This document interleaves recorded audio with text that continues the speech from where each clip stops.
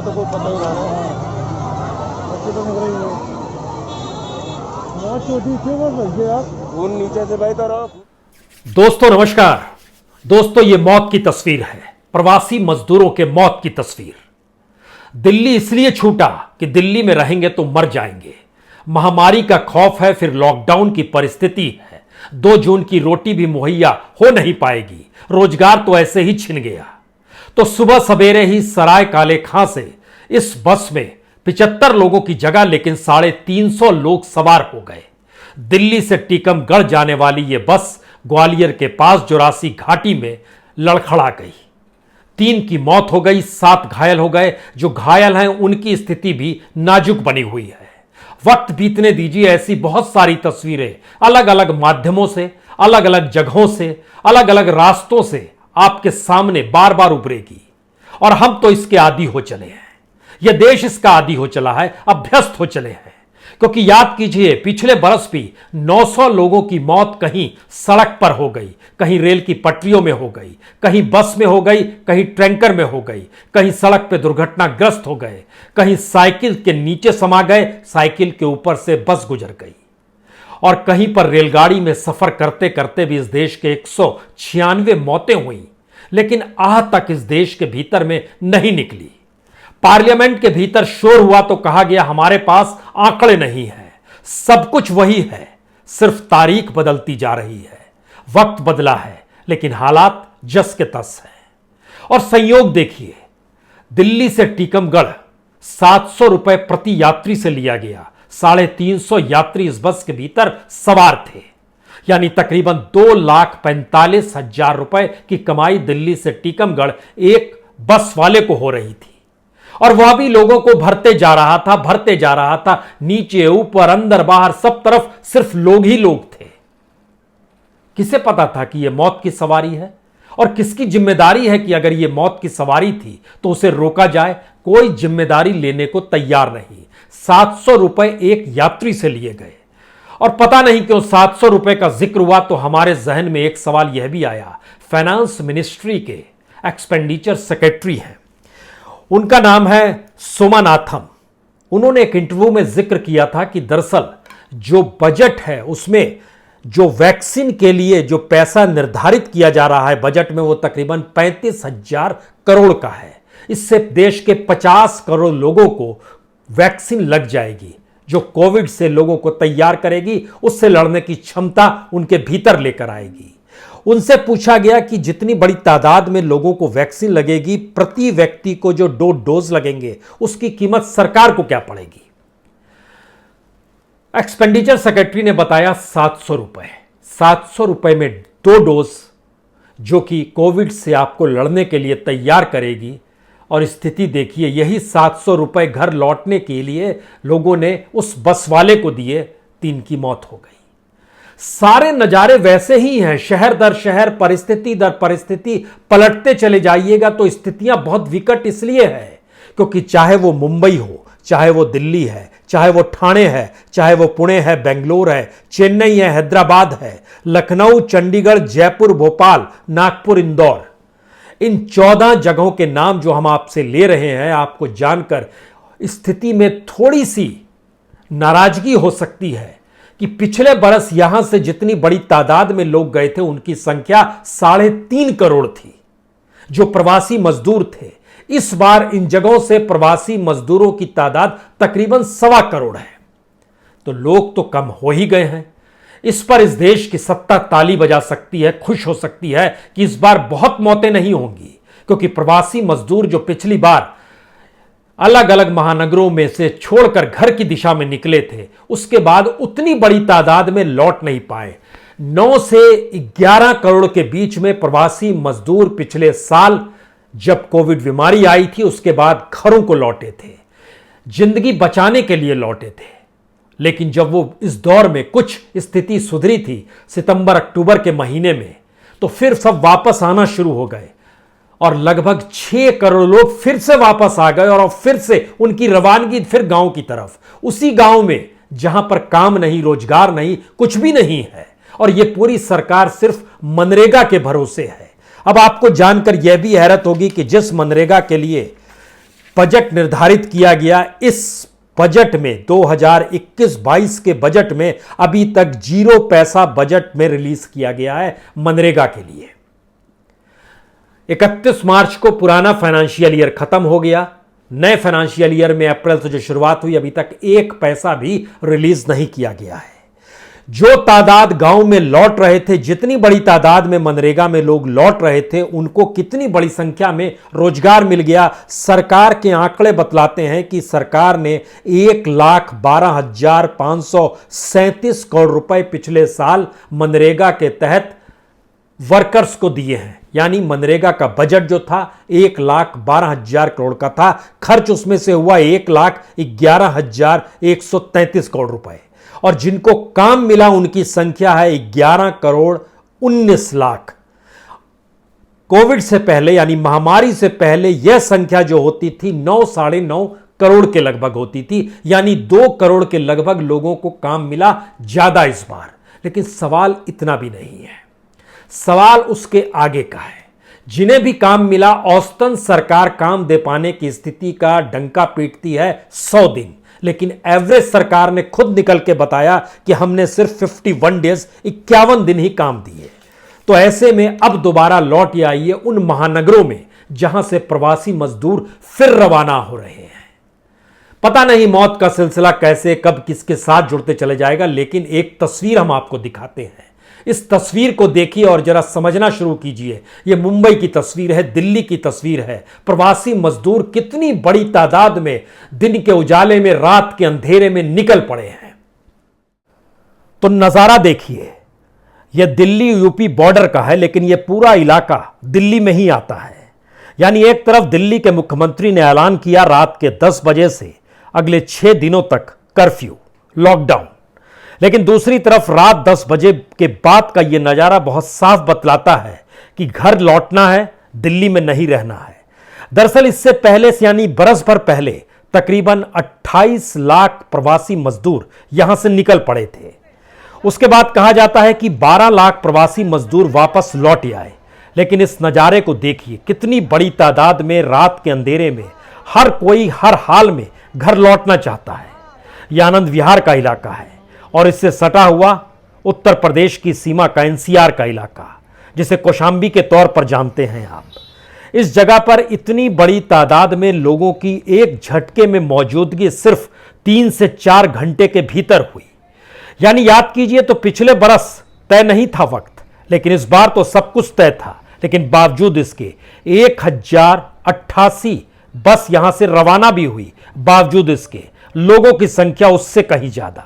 तो कितनी बड़ी तादाद में लोग एक साथ ऐसी जगहों पर आ सकते हैं, और वहां पर कितनी बड़ी तादाद में बस ट्रक की व्यवस्था होनी चाहिए, कोई जिम्मेदारी इसकी लेने को तैयार नहीं। क्योंकि पूरी दिल्ली इस बात से उलझी हुई है कि अस्पतालों में किसी तरीके से ऑक्सीजन व्यवस्था हो जाए, वैक्सीन की व्यवस्था हो जाए। लेकिन दूसरा नजारा यह मुंबई का नजारा है, और मुंबई में भी तो लगातार चल रहा था, आज नहीं कल से लॉकडाउन की स्थिति आ जाएगी। लेकिन इस नजारे को देखकर कौन कह सकता है कि किसी भी तरीके की कोई व्यवस्था की गई? कोई व्यवस्था नहीं, सब कुछ जस का तस। यहां पर पहुंचे हुए लोग वैसे ही। जाहिर है इन प्रवासी मजदूरों को देखकर हर के जहन में आएगा ये कहां जा रहे हैं, घर लौट रहे हैं, और एक ही बरस में 2-2 बार दोबारा फिर उसी घर में लौट रहे हैं जिस घर में 2 से 3 महीने रहने के बाद छोड़कर वापस इस आस में लौटे थे कि इस बार जब लौट रहे हैं तो हो सकता है कुछ काम मिलने में दिक्कत हो, परेशानी हो। लेकिन दोबारा इतनी जल्दी लौटना पड़ जाएगा। और तमाम नायक जो राजनीति के नायक है इस देश के भीतर में, सही मायने में मौजूदा वक्त में ये सभी खलनायक ही हैं। किसी का नाम ले लीजिए, चाहे देश के प्रधानमंत्री का नाम लीजिए, चाहे केजरीवाल का नाम लीजिए, चाहे योगी का नाम लीजिए, चाहे उद्धव ठाकरे का नाम लीजिए, किसी भी राज्य के किसी भी मुख्यमंत्री का नाम आप लेते चले जाइए, आपके जहन में वाकई ये सवाल होगा, ये नायक के तौर पर खलनायक हैं। कोई सिस्टम इन्होंने डेवलप किया ही नहीं। यानी सवाल शहरों में रहने वाले लोगों को वैक्सीन ना मिल पाने की परिस्थिति से जूझने भर का नहीं है, सवाल उनको नहीं मिल पाने वाली दवाई भर का नहीं है, सवाल ऑक्सीजन की कमी और मेडिकल ऑक्सीजन की कमी की वजह से होती मौतों का नहीं है। सवाल है कि हर परिस्थिति में जो महानगरों में इलाज नहीं कराना चाहते हैं, अस्पताल भी नहीं जाना चाहते हैं, वो किसी भी तरीके से घर लौटना चाहते हैं, उनके लिए भी हम कोई व्यवस्था करा पाने की स्थिति में नहीं आ पा रहे हैं। शुरुआत में 2020 के मार्च के महीने में तो सब कुछ एकाएक हुआ था, इसीलिए तो 4 घंटे का वक्त दिया गया था और उसमें लॉकडाउन का ऐलान कर दिया गया। इस वक्त तो आपके पास वक्त ही वक्त था और इस दौर में आप समझ रहे हैं कैसी परिस्थितियां सामने आने वाली है, क्योंकि अगर उस वक्त 9 से 11 करोड़ इस देश के प्रवासी मजदूर जो अपने राज्य को छोड़कर दूसरे राज्यों में थे, आज की तारीख में उनकी संख्या लगभग 6 से 7 करोड़ की है। और जिन महानगरों का हमने नाम लिया वहां पर तकरीबन 1.25 करोड़ लोग हैं। उसमें दिल्ली और मुंबई भी शरीक है, उसमें इंदौर और नागपुर भी शरीक है, उसमें लखनऊ और बेंगलोर भी है, पुणे और ठाणे भी है। ये सभी जगह से 1.25 करोड़ प्रवासी मजदूर दोबारा लौटेंगे, दोबारा उन्हीं परिस्थितियों में जा रहे हैं। अब सवाल यह है कि क्या इस देश की स्थिति वाकई अब फ्री में खाना दे पाने भर की भी बची है या नहीं बची है। अभी तक सरकार ने कोई ऐलान नहीं किया है। पिछली बार तो कर दिया था कि 80 करोड़ लोगों को मुफ्त राशन देंगे, 5 किलो अनाज देंगे, लेकिन इस बार सरकार के हाथ पांव मनरेगा का बजट अभी तक रिलीज ना करने पर भी अटका हुआ है। और ये जो राशन फ्री ऑफ कॉस्ट देना है, लेकिन इस 1 बरस हुआ क्या, हमें लगता है ये तो हर किसी को जानने का हक होना चाहिए। 1 नेशन 1 राशन कार्ड पिछले साल महामारी के वक्त में ऐलान किया गया, लेकिन 1 नेशन 1 राशन कार्ड पिछले वक्त महामारी के वक्त में तकरीबन 3 करोड़ लोगों को मुहैया था, जो आज की तारीख में बढ़कर 5 करोड़ तक पहुंचा है। यानी 23 करोड़ लोग के पास इस देश में राशन कार्ड है। यानी अभी भी हम लोग 1 साल के भीतर में 1 नेशन 1 राशन कार्ड डेवलप नहीं कर पाए, जबकि संकट का काल लगातार चल रहा है। दूसरी स्थिति, जो इस देश के भीतर में प्रवासी मजदूरों की कुल तादाद है, जो वर्ल्ड बैंक और IMF की रिपोर्ट बतलाती है, वो लगभग 45 करोड़ बताती है। उस 45 करोड़ में से 6 करोड़ लोग इस वक्त अलग अलग राज्यों में घूम रहे हैं और अब उनके सामने संकट है कि यह बीमारी जिस तेजी से अलग अलग रूप धारण करके लोगों को प्रभावित कर रही है, उसमें इलाज के लिए अस्पताल नहीं जा सकते हैं, दवाई लेने के लिए मेडिकल शॉप नहीं जा सकते हैं। स्थिति नाजुक हो गई, अगर ऑक्सीजन लेवल नीचे चला गया तो आपके लिए ऑक्सीजन उपलब्ध नहीं है, और इन सारी चीजों के साथ आपके पास पैसा नहीं है तो फिर आपको कोई इलाज भी मुहैया नहीं कराएगा। प्रवासी मजदूरों की कमाई, जो कुल सरकार का जो डाटा है और इंटरनेशनल लेबर ऑर्गेनाइजेशन का जो डाटा है, दोनों डाटा को अगर मिलाइएगा तो इस देश के भीतर में जो अलग अलग काम होते हैं उसमें सबको प्रतिदिन के हिसाब से लगभग 150 से 450 रुपए के बीच में ही सबकी आय होती है प्रतिदिन की, जो इतनी दूर से कमाने के लिए महानगरों में आकर रोजगार कर रहे हैं। 150 से 450 रुपए, यानी इसमें सीमेंट का काम हो, बालू ढोने का काम हो, किसी दुकान में काम करना हो, किसी होटल में काम करना हो, या फिर दिहाड़ी मजदूरी करनी हो, चाहे वो कंस्ट्रक्शन मजदूर हो, सब कोई 150 से 450 रुपए प्रतिदिन के हिसाब से, उससे ज्यादा उसको नहीं मिलते हैं। जो लोग लौटे अब उनका काम भी बंद हो गया। दूसरा संकट सबसे बड़ा यह था कि जो हमारे देश के भीतर में प्रवासी मजदूरों को रोजगार दे पाने की स्थिति में जो भी इंडस्ट्री थी, उस इंडस्ट्री में 62% इंडस्ट्री में दोबारा ऑक्सीजन आ ही नहीं सका। उसमें जो काम करने वाले की क्षमता 2019 में थी, उसमें सिर्फ 40% लोग ही इस 2020 के बाद काम कर पाने की स्थिति में। यानी इतनी बड़ी तादाद में लोगों के पास काम छिनता चला गया। और CMIE का डाटा यह बतलाता है कि जितनी बड़ी तादाद में परमानेंट नौकरी थी वह संख्या करोड़ों में है। उसके बावजूद भी जो ग्रामीण इलाकों में लौटे, अपने घरों को लौटे, वहां पर भी काम नहीं मिला। जो पैसा बचा के रखा था या घर में जो भी अनाज साधन थे उसको जी रहे थे, लेकिन उस तकलीफ को जीते जीते ऐसी परिस्थिति भी आई जहां पर भोजन घरों में कम करना पड़ा। एक रिपोर्ट बतलाती है कि लगभग 27% प्रवासी मजदूरों ने 2 जून की रोटी जो सुबह और शाम वो खाते हैं उसकी मात्रा उन्होंने कम कर दी। लगभग 45% प्रवासी मजदूरों के सामने मुश्किल यह आ गई कि जो भी जमा पूंजी थी वह मार्च के महीने आते आते खत्म हो चली थी। यानी इससे पहले जो लोग लौट रहे थे उसकी सबसे बड़ी वजह यह थी कि पैसा नहीं था। रोजगार नहीं था, रोटी नहीं थी। यानी एक ऐसे फेल देश के नायकों की कतार है इस देश में, जो इस देश की गवर्नेंस को नहीं चला पाते हैं। लेकिन यहां पर एक दूसरा सवाल उठता है कि जो भी टैक्स पेयर का पैसा था, उससे किसी तरीके की कोई रईसी में कमी ना तो इस देश के प्रधानमंत्री की जीवनचर्या में आई, ना किसी भी राज्य के मुख्यमंत्री की जीवनचर्या में आई। स्थिति कितनी विकट है। 2020 में राज्यों को फैसले लेने थे, 2021 में राज्यों के हाथ पांव फूल चुके हैं। शायद इसीलिए अब हाईकोर्ट निर्देश देने की बात कर रहा है, जो कि काम एक किसी भी राज्य के किसी भी ब्यूरोक्रेट का होना चाहिए या मंत्री का होना चाहिए। इलाहाबाद हाईकोर्ट कहता है कि 6 जिलों में आप लॉकडाउन कीजिए।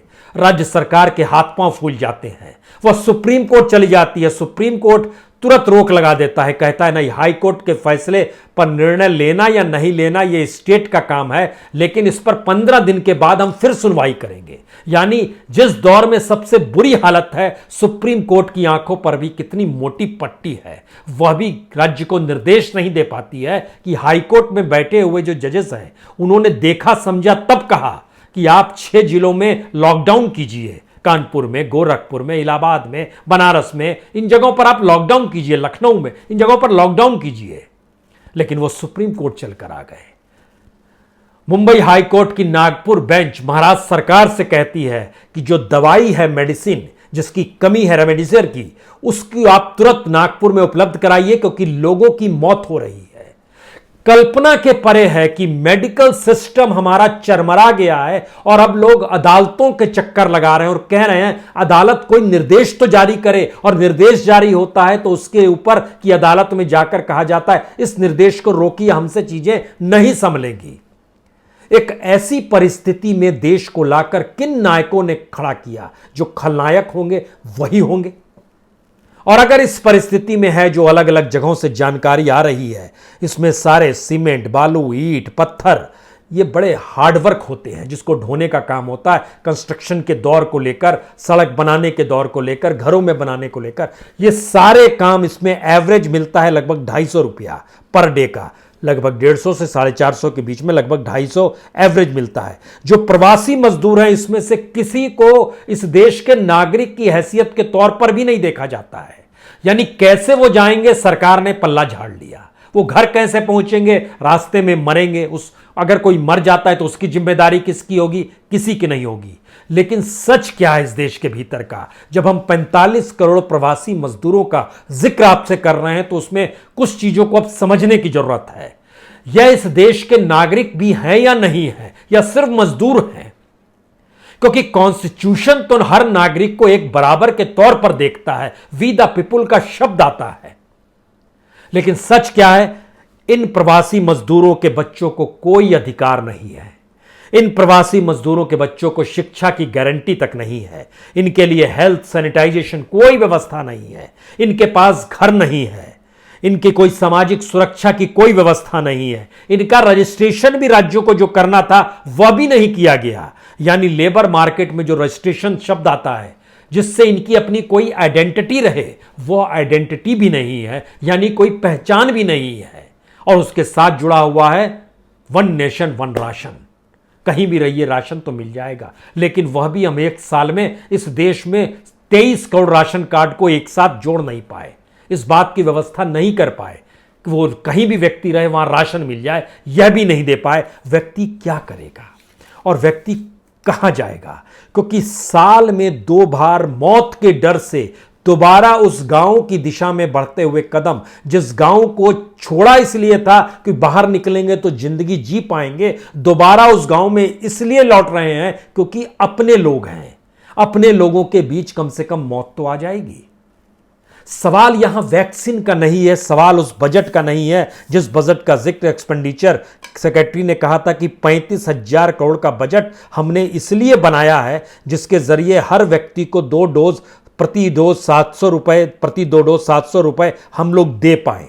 और उसमें उन्होंने बाकायदा जानकारी दी थी कि कैसे 30 करोड़ को तत्काल वैक्सीन दे दिया जाएगा, इसमें हेल्थ वर्कर होंगे, फ्रंटलाइन वर्कर होंगे जो पुलिस और डिफेंस के होते हैं, 45 प्लस से ज़्यादा के लोग होंगे, लेकिन अभी भी 10 से 12 करोड़ लोगों के अलावा वैक्सीनेशन हो नहीं पाया है और सभी को 2 बार भी नहीं हुआ, डोज नहीं हुआ है। दूसरा सवाल है जो फूड सब्सिडी का था, नेशनल स्मॉल सेविंग फंड का था, सब कुछ कम हो गया। हमारे पास अब सब्सिडी अगर उस वक्त 2020 में लगभग 4,22,000 करोड़ का था, वो घटकर 2,42,000 करोड़ पर आ गया 2021-22 में। बजट उसका भी कम हो गया।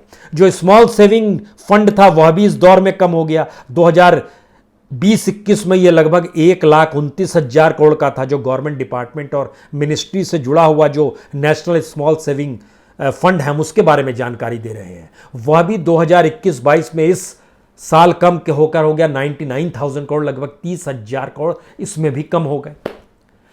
यानी 2020 में जो भी था, इसका मतलब यह है कि हमारी गवर्नेंस या सरकारें जो चल रही है वह भी उन मजदूरों की तरह ही देश चला रही है, जहां पर मजदूर इसलिए जिंदा था कि डेली उसको काम मिलता था, उसके पास पैसे आते थे और उसके जरिए कुछ पैसा वो घर को भेजता था, कुछ पैसा अपनी जिंदगी के हिस्से में लेकर आता था। ये एक साइकिल थी। ये चेन जैसे ही ब्रेक की वैसे ही प्रवासी मजदूरों के सामने मुश्किल आ गई। वो घर पैसा भेज नहीं सकते हैं, पास में पैसा रहेगा तो नई दिल्ली शहर रह पाएंगे, वह भी पैसा खत्म हो रहा है तो वापस गांव लौटना है। ध्यान दीजिए गवर्नमेंट की हालत क्या है। गवर्नमेंट के पास भी 2020 में जो बजट था, जो बचा हुआ इससे पहले चला आ रहा था टैक्स पेयर का पैसा, चाहे वो जीएसटी का पैसा हो, चाहे डायरेक्ट टैक्स का पैसा हो, चाहे वो एक्साइज का पैसा हो, चाहे पेट्रोल डीजल और शराब से कमाई गई जो वैट और एक्साइज का पैसा होता है उसको चाहे इन्होंने जमा कर रखा हो, लेकिन जब उसमें भी धीरे धीरे वह चेन टूटी तो अब सरकारों के पास पैसा नहीं है, तो वो आप कुछ पैकेज का ऐलान करें, वो किस पैकेज के जरिए किसको क्या राहत दे। यानी सिर्फ ये घंटी बजा देना कि हम वैक्सीन का इस्तेमाल कर रहे हैं और वैक्सीन दे देंगे, हम अस्पताल में मेडिकल ऑक्सीजन उपलब्ध करा देंगे, हम आईसीयू के बेड बढ़ा देंगे। यह देश के भीतर में लगभग 20 से 25 करोड़ से ज्यादा लोग के पास अस्पताल की सुविधा तक पहुंच पाने की सोच भी नहीं है। यानी इस देश में जो 138 करोड़ का देश है उसमें 100 करोड़ से ज्यादा लोगों के लिए इस देश में कोई इंफ्रास्ट्रक्चर है ही नहीं। वो किस अवस्था में जी रहे हैं, किस अवस्था में मरेंगे, और मरने के डर से वो अपने घर भी नहीं जा सकते हैं, वहां भी रास्ते में मौत हो जाएगी। यह कौन सी परिस्थिति है। इसका मतलब है कि हमारे यहां की सत्ता जो अपने आप को नायक बताती है उसके भीतर की खलनायकी का सबसे विद्रूप रूप यह है कि उसने कोई इंफ्रास्ट्रक्चर डेवलप किया ही नहीं। यहां दोष मौजूदा वक्त के मुख्यमंत्री या मौजूदा प्रधानमंत्री को दिया जाए या ना दिया जाए ये आप सोचिए, लेकिन अक्सर यह होता है कि जब कोई परिस्थिति सालों साल तक अगर एक सरीखी रहे, उस बीच में कुछ तो डेवलप करना चाहिए। कुछ भी डेवलप कैसे नहीं किया गया। इसका मतलब है कि यह गवर्नेंस नहीं है, यह सिर्फ अपने आप को सत्ता में बनाए रखने का और एक सिस्टम जो देश में चल रहा है, जनता का पैसा जो टैक्स पेयर का पैसा है, उसके जरिए हम उस सिस्टम को इस रूप में मजबूत किए रहे जिससे गवर्नमेंट कम से कम ना हिले, तो गवर्नमेंट के जो तमाम इंस्टीट्यूशंस हैं उनके खर्च में कोई कमी ना आए। और उसमें सबसे आगे पुलिस का खर्चा होगा, उसके बाद ब्यूरोक्रेट्स का खर्चा होगा, फिर उन तमाम संगठनों का खर्चा होगा जिसके जरिए सरकार डरा सकती है, उसमें जाहिर है अदालतें भी होंगी, उनके फैसलों से डरा सकती है, उनके फैसले के जरिए किसी को भी गैर कानूनी घोषित कर सकती है। क्योंकि सुप्रीम कोर्ट के कैसे चलता है, वह भी टैक्स पेयर के पैसे से चलता है, हाई कोर्ट भी टैक्स पेयर के पैसे से चलता है। जिम्मेदारी इस देश के भीतर में 2020 मार्च से लेकर 2021 अप्रैल तक 13 महीने के दौर में क्या किया गया, क्या कोई व्हाइट पेपर लेकर आएगा और बताएगा हमने ये किया।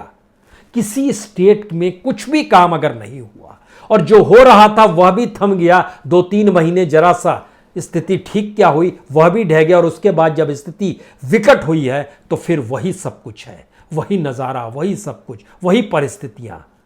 ये सारी स्थिति बताती है कि आने वाले वक्त में हम और आप भी कहीं अभ्यस्त ना हो जाएं। हर कोई अभ्यस्त हो जाएगा और फिर मानकर चलेगा कि यही जीवन है, तो सोचिए किस संकट काल में, किस संकट के दौर में भारत कितना फेल है या कितना पास है, ये खुद तय कीजिए। बहुत बहुत शुक्रिया, बहुत बहुत शुक्रिया।